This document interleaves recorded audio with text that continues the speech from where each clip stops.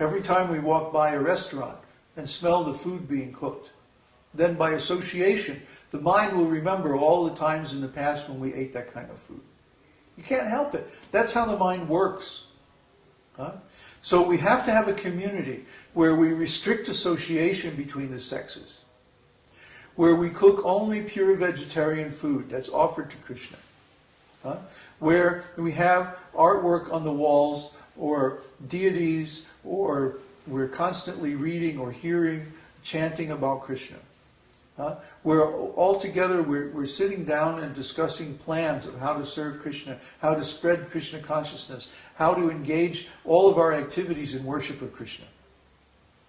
See? That karma yoga, that community, that association is an absolute necessity. Otherwise, we cannot attain the standard of pure devotional service. Pure devotional service means when 100% of our energy, 100% of our time, 100% of our thoughts and actions are engaged in Krishna service. Well, you might say, well, I can't do that, but I can do something. And yes, certainly something is better than nothing. But this is called Karma Mishra Bhakti, or Gyan Mishra Bhakti, or Yoga Mishra Bhakti. Mishra means mixed. Mixed devotional service. Mishra Bhakti. It's not pure. It's not Kevala Bhakti. Kevala Bhakti means pure devotional service. That's the standard for actually getting out of this material world. One has to engage in Kevala Bhakti, pure devotional service, for a long enough period of time that the impressions in the mind are completely purified of all material contamination. That is the real standard. At that point, one attains actual Krishna consciousness. And Krishna is so pleased by this that he actually comes to see you. To see, oh, what is this devotee doing? This is very nice. This is described in Srimad Bhagavatam, right in the beginning. How when Lord Brahma was meditating at the beginning of the universe, trying to understand, what am I doing here? What is this all about? What should I be doing? Krishna came to see him.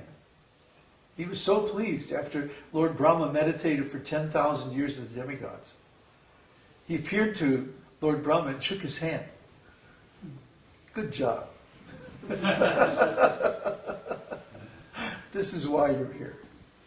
For this, for devotional service, for self-realization. This is the purpose of existence. This is the purpose of life. See, he congratulated Brahma. Said, yes, you have got it. You have understood. Very good. I am pleased.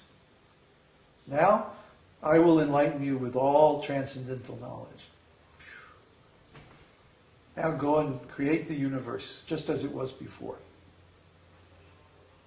So, in this way, Krishna gave Lord Brahma the ultimate benediction. Then at the end of this life, you'll go back to the spiritual world. See? That's how it's supposed to work. Lord Brahma is the original guru in this material world. So we're following in the footsteps of Lord Brahma. We're in the Brahma Sampradaya, the disciplic succession coming from Lord Brahma. That's our lineage. That is the brotherhood of the esoteric teaching. And it goes back to the very beginning of this material world, the beginning of this universe. So we should try to follow Lord Brahma and dedicate all our activities to pleasing Krishna, and then it'll be very easy.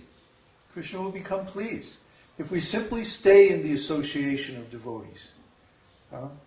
Now you're all here, so try to stay. Don't go away. If you simply don't go away, gradually all good qualities will come to you.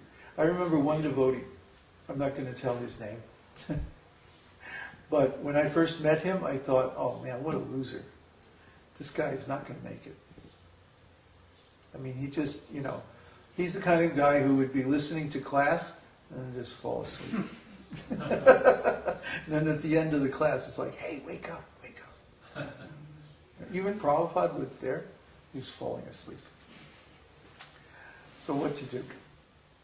So I didn't see. I went on tour with Radha Damodar and then wound up on the West Coast and became a BBT editor for a while. And then I went to India, and I didn't see this devotee for a long time, over 10 years. I had completely forgotten about him. I thought, oh, it's impossible. He's not going to make it. I'd just written him off in my mind. And then maybe 10, 12 years later, I ran into the same devotee in Vrindavan.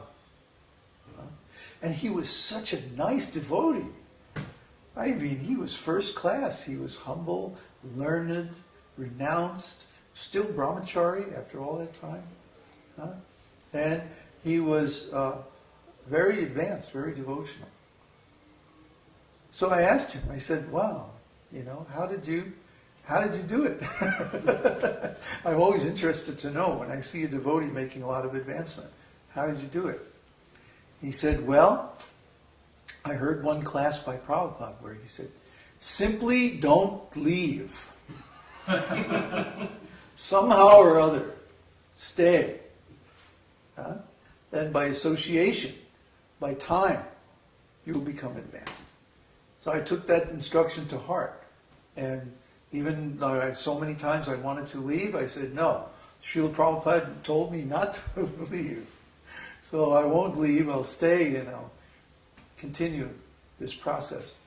And actually it worked. Just by time.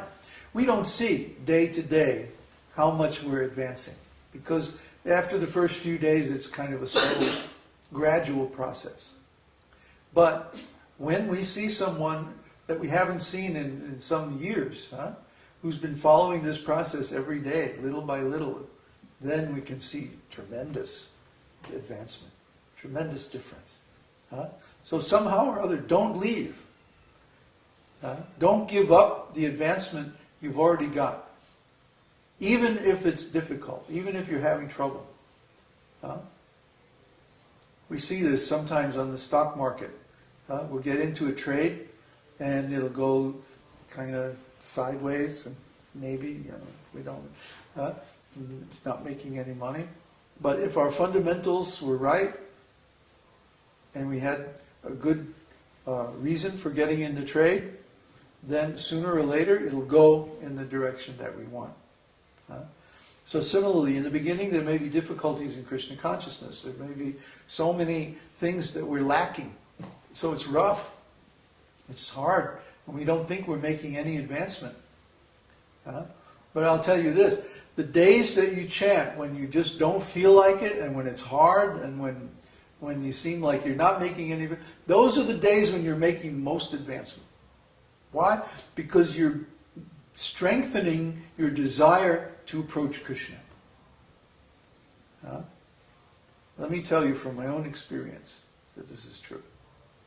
So the days when you feel like, oh, I don't want to do this, I just want to do something else, I want to go back to sleep or whatever, if you persist, then you'll make more advancement on that day than on the days when it's easy and fun. Those days are the reward.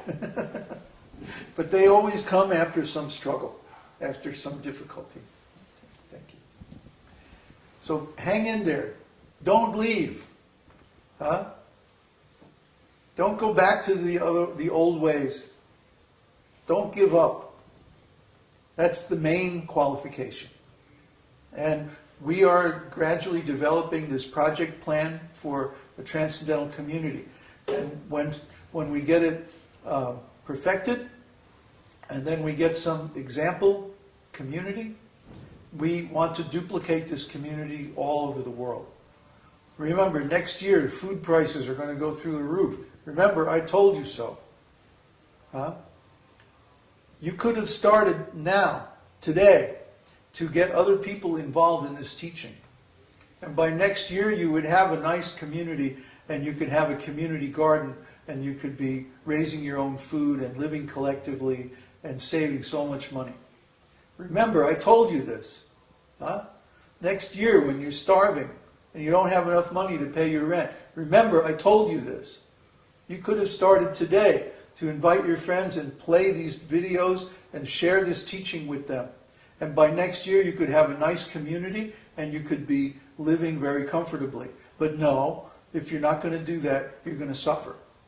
I'll tell you right now, this difficult time is coming.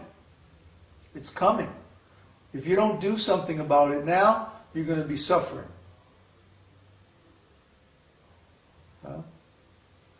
That's why this teaching is being propagated now. And the devotees who didn't listen to Srila Prabhupada, who didn't form agricultural communities, they're going to be in trouble. They're going to be, first of all, they're going to be in trouble because there won't be any food available. And second of all, because they disobeyed their spiritual master. And at the end of their life, they're going to have to go before their spiritual master and explain